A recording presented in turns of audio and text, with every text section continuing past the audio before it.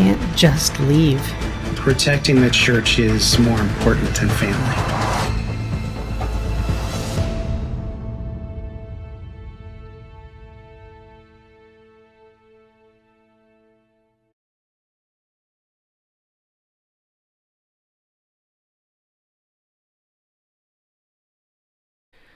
Okay, so here's my story. My name is Nora Crest. I was born a Scientologist.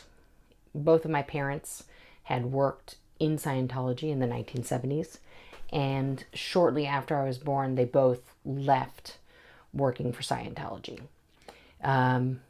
We lived a quasi-normal life. I went to one Scientology school until I was about in the second grade. But other than that, I went to public school my whole life.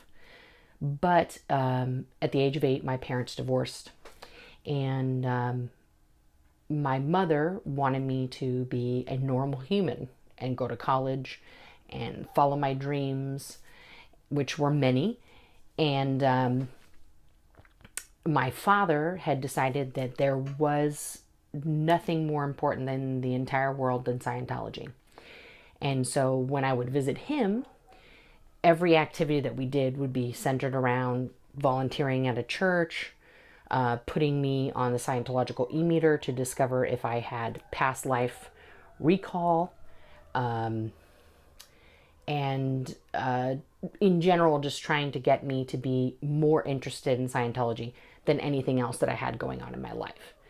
I didn't tell my mom about that at the time. I regret that now. And at the age of 18, when I finished high school, I moved to Los Angeles and started working at the Lewis Carroll Academy of the Arts as the PE and reading teacher, because according to Scientology, if you can read, then you are qualified to teach other people to read, even though you haven't gone to college.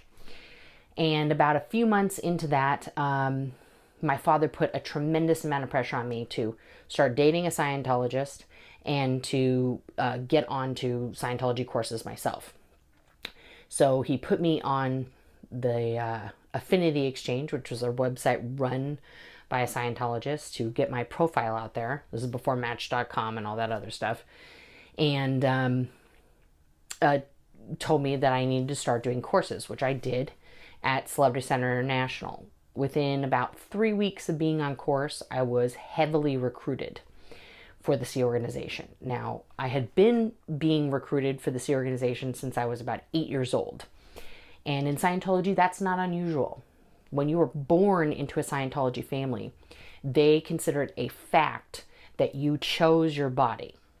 And that's proof that you were a Scientologist in your last lifetime, because you have now come back to continue your Scientology training. And this sort of insane thoughts was validated for Scientologists when I was 14. I achieved the state of clear, which is the goal of the book Dianetics. And at that time, because I was so young and I hadn't this lifetime received any Dianetic auditing, it was determined that I had, in fact, reached that state of clear in my previous life. So it was pretty much for sure that I had on purpose picked my parents, had chosen to come here, and I was pretty much dragging my feet in coming back from my leave of absence that I got when I died. So at the age of 18, on January 29th, 1995, I joined the Sea organization at Celebrity Center International. I very quickly got through the basic training and was immediately put onto the post of recruiter, which was terrible. I really was terrible at it. I don't think I recruited anybody. And then I tried to leave. They said nope. And they say no in a way where they make it clear to you that if you do try and leave, they will make sure that your family disconnects from you. Because they will make sure that you leave in such a way that you are no longer in good standing with Scientology. So, of course, I didn't want to lose my family, so I stayed. And in October of 1995, my father passed away of a massive heart attack. He was 45 years old. I was 19. It was just before my baby sister's 16th birthday. I again tried to leave. Their solution was to send me to Florida for 6 months of training to become a word clearer, which is a fancy term in Scientology for someone who helps someone else understand the words that they're reading by helping them to use a dictionary. I was very good at my job. In fact, I was the best word clearer on the planet. I worked with a lot of celebrities. I worked with non-celebrities, just regular people, people's parents, some famous people's children, all of whom were very nice. I never had any problems in that area. I was doing really well. I met Tom Cruise one time. I didn't actually work with him, but I worked with his kids very briefly. I did work with John Travolta one time. He was a very lovely man, very quiet and apologetic for taking my time, even though it was my job to work with him. I worked with Catherine Bell. I worked with Lisa Marie Presley's daughter.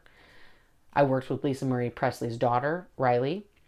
And all of this was just helping them to understand the scriptures. I shouldn't say scriptures. All of this was helping them to understand the books and lectures that they were reading or listening to. And I got engaged to be married. Anyway, long story short on that, I got my heart broken. And a few months after that happened, I was very ill. And when you work for this organization, you're getting paid $50 a week when you get paid, $47.35 after taxes. And you're expected to pay, for whatever things you need outside of the room and board that they give you, whether that's pantyhose, underwear, feminine hygiene products, any sort of food that you may want that's not served to you in the dining room, like actual food. Anyway, my roommate offered to give me a Scientology assist, which is basically like a laying on of hands so that you feel better. And she did that, and I had a fever. I probably had the flu. I had like a 101.5 fever, and I just wasn't feeling well. So she did the assist and said, let me tuck you in for bed. And I thought, well, this is very nice. I mean, someone's taking care of me. This is lovely. And she kissed me. And it was a very electric moment. I had never kissed another girl. And I almost thought that it didn't happen. Like maybe I'm just having a fever hallucination. But sure enough, it happened again and again. And in the Sea organization, the rules about sex are very, very strict. Before you get married, you are only allowed to hold hands and French kiss. That's it. No rubbing, touching, no anything. Not even hugging too long. That can get you in massive trouble. So also homosexuality, from reading Dianetics, from various different policy letters written by L. Ron Hubbard, that basically homosexuals equal the most evil people on the planet. So not only was this forbidden love happening between me and my roommate, but I thought to myself, what if we just don't break the 2D rules? What if we don't cross the lines?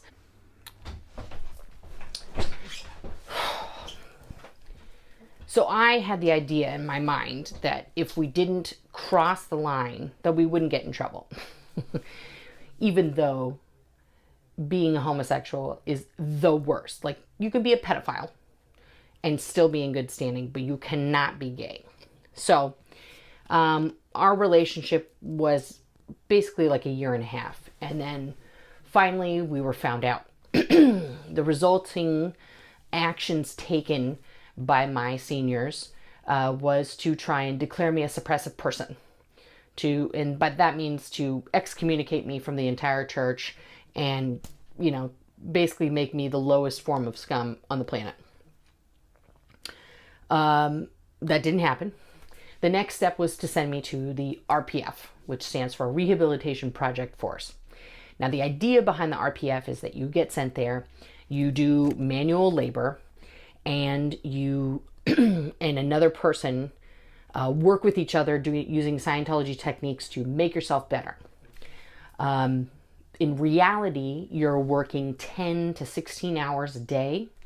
10 of those hours are generally spent doing very hard physical work, construction, mill work, Very, very grungy work. I mean, we cleaned out buildings of asbestos, wearing nothing but a painter's mask and a long sleeve shirt. We were made to do demolitions of buildings with no safety equipment whatsoever. We would set up and climb 10 stories of scaffolding to redo the stucco on exteriors of buildings. And we were expected to do these things at lightning speed for the generous pay of $12 a week.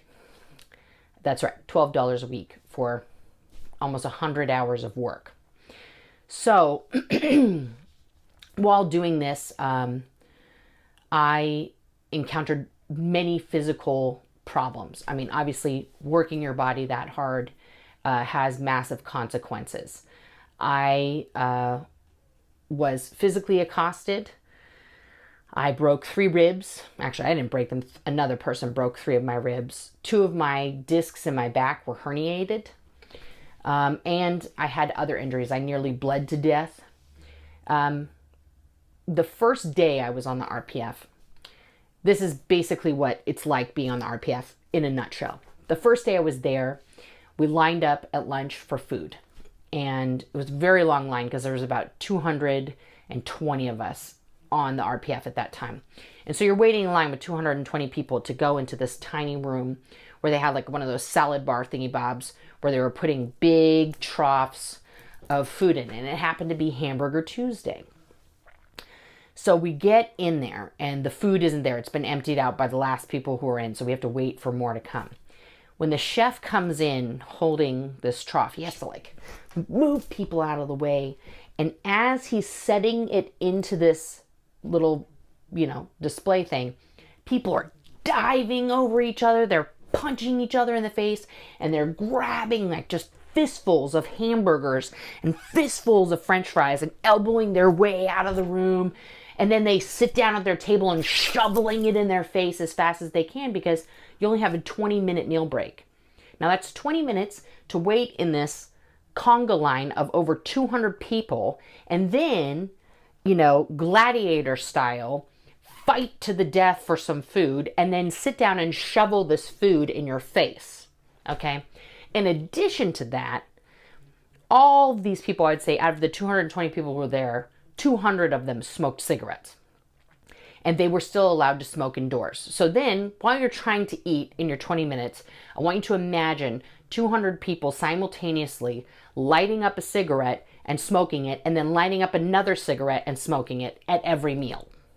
And being a non-smoker, that was very powerfully bad for my health. They finally stopped doing that almost a year later.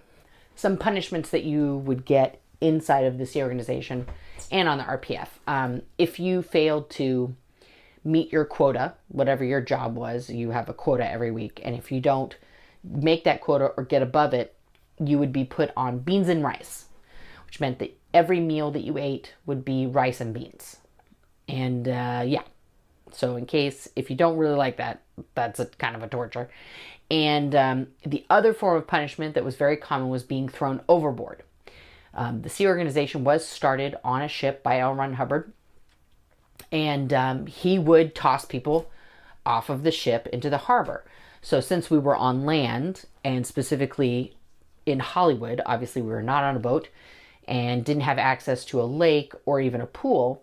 So what would happen is you would stand inside a trash bucket, large one, and people would come with buckets of ice water and dump them over you while shouting at you and telling you what a horrible piece of shit you are. And then, to further your punishment, you have to clean up the mess that's made by you being thrown overboard.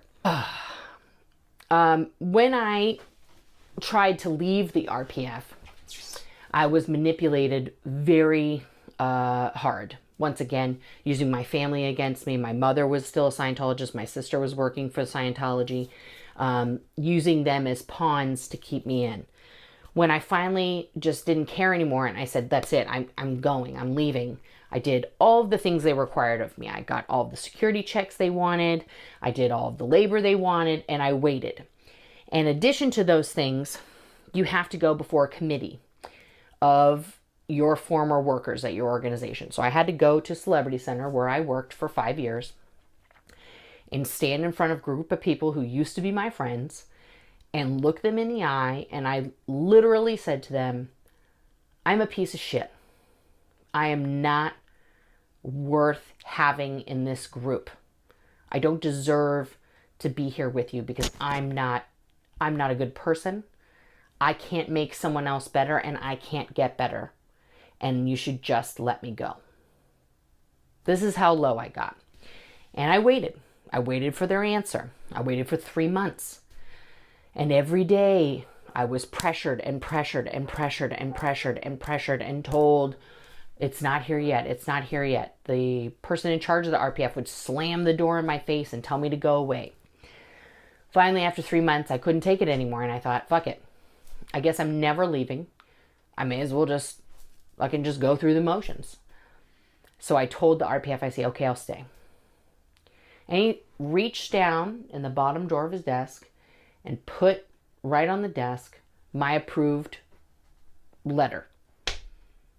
He said, I knew you'd change your mind. Now, a sane person would have leapt across the desk and strangled him to death. But at this point, after almost 2.5 years on the RPF, I was not a sane person anymore. I was very broken physically and mentally. And I just said, okay. And I got up and I walked out of his office. And I was then because I was physically not doing well, I was put into the laundry unit.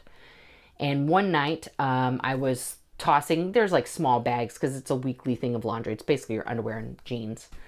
I was tossing these little bags of laundry down a small flight of stairs to another woman. And I was making her laugh. Because, when you're on the RPF, you don't get to watch television, you have no radio, you have nothing, not even books. And so our form of entertainment was to reenact movies that we had seen, skits we knew from SNL, sing any song that we could possibly remember, like 2 sets of lyrics to. So I was doing something, I don't even remember. It was ridiculous. And she was laughing. And the RPFIC saw this. Now, when you get sent to the RPF for homosexuality, your life is literally a living hell. Even though they told me no one would know why I was there and it didn't matter. Anytime I smiled at another girl, a report was written.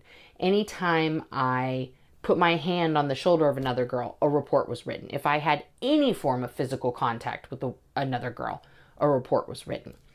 I must have had hundreds of reports written by the time, I left. So he didn't like what he saw. So he decided to have me get a very special interview. And during this interview, I was asked if I was having sex with this girl, if I had kissed her, if I had touched her inappropriately. And I started laughing, honestly, because I thought, this is a joke. No, thank you. And I tried to leave the interview room. I was not successful. I was shoved back down in the chair. I stood up again. I was shoved back down again. And at that point, I started getting really mad. And I said, listen, don't touch me again. I'm going to leave. This is bullshit. And I tried to put my shoes and socks back on. And they grabbed my shoes and socks and, took them away. Now I was really angry. And I started trying to walk out of the room. Now I have 2 people trying to push me back in a chair. I managed to push them off of me. And I'm slowly walking towards the only exit because we were in this basement, refurbished basement area. At one point, I'm wrestled to the ground and I have about 15 sets of hands on me. While I'm screaming, I've got this arm free. And I'm screaming and yelling and pounding at the door with this hand. And someone from the other side opens it.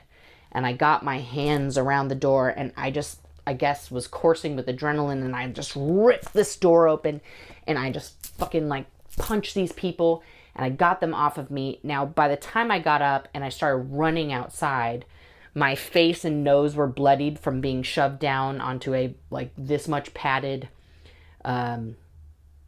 carpet that's over concrete. My feet were all bloodied from dragging them across this carpet. And again, a sane person would have run to a fire station or anywhere. I ran to security. And I was hysterical and bleeding and, Anyway, I got into a huge fight with the RPF I see. He apologized, blah, blah. And the next day, the person in charge of my unit, Caroline Mustard, took it upon herself after breakfast to get this close to my face and tell me for about, I say, a good 25 minutes why I was a worthless piece of shit and that the world would be better off without me and that I had never done anything good in my entire life and that what I did the previous night, was the worst thing that had ever happened in the history of the Sea Organization and that I was in fact the worst person in the world. She used a lot more colorful language, and as I became more and more catatonic, I started to believe her. I went up to this, I decided I wasn't going to do my task of doing everyone's laundry, and I went to the second floor and I started scrubbing the walls, and I was just hysterical. I was scrubbing and crying and just, I don't even know what was going on, but yeah. And various people came by for the next couple hours to scream at me, to tell me that I was a worthless piece of shit. And I just let them do it. I didn't even react. I just kept scrubbing and crying and scrubbing. I had nothing to say to them. And after about 3 hours, I decided this was it. And I put myself in the utility closet, which I locked. And in there was a pair of rusty scissors. I attempted to slit my wrists, which didn't work out because they were super, super dull scissors. And I thought, I can't even fucking kill myself right. I mean, this is pathetic. This is really pathetic. And then I saw that we had these huge bottles of like industrial strength bleach. And I thought, okay, well, this is it. This is how I'm going to go. And I poured myself a capful of the bleach and just thought about it. And I thought, there's nothing else I can do. I've already tried. I've tried everything. And I'm not getting better. I'm not changing. And I'm never going to leave this hellhole. So I put the capful to my lips. And the only thing I could think of before I drank it was, I'm sorry, Mom. And I drank it, which kids at home, don't do that. It burnt my esophagus and my stomach. I was choking. They did not call 911. They did not give me actual medical attention by any form of medical professional. They brought me a container of milk to drink to settle my stomach. The suicide drill went into effect, which in Scientology, and specifically in the Sea Organization, if you have someone who commits suicide or attempts to commit suicide, the first goal is to get them off of the base because they are now a security and public relations nightmare. So I was very quickly whisked off the base by the medical liaison officer, Quinn Toffer. And he drove me away from the base to the Chevron station on the corner of Vermont and Los Feliz. And he called Dr. Megan Shields, who is a Scientology doctor who I had seen for kidney infections and a few other ailments that I had when I got sick enough to be sent to the doctor during my time on the RPF. She refused to treat me. She broke the Hippocratic Oath and refused to give me medical treatment. I was then taken to, where was it?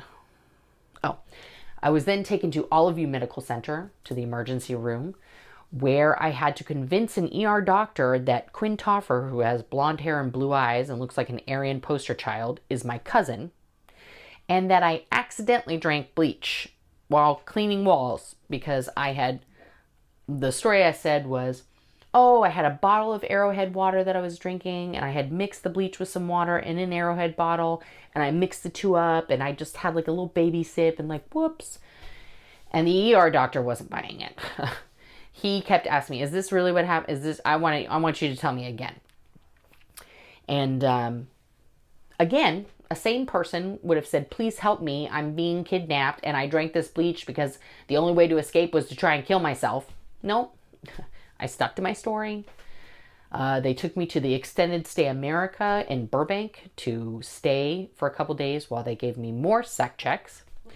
And even then, when I've nearly committed suicide, okay, to leave their organization, the RPFIC shows up and says, so are you done being dramatic? Are you going to come back and get back to work or what? And I thought in my mind, this has got to be a joke. Like, I can't even fucking believe this is happening. And I thought, I can't be made to go back to that. So I said, no, I think I'm done. I'm done.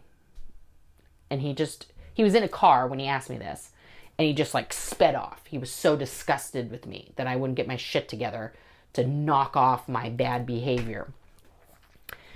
So, I was taken home to my mom. She didn't know I was going to be there. She arrived a few hours later. My stepfather was there, and he was very happy to see me. And my mom was very much involved in Scientology. And I had run away a couple times and come to her. So when she did see me there, she asked me if I was there to stay or not, or if I was just there temporarily and I needed to be, decide what I was going to do. And I said, no, I'm home. And we hugged. And it was a very emotional moment.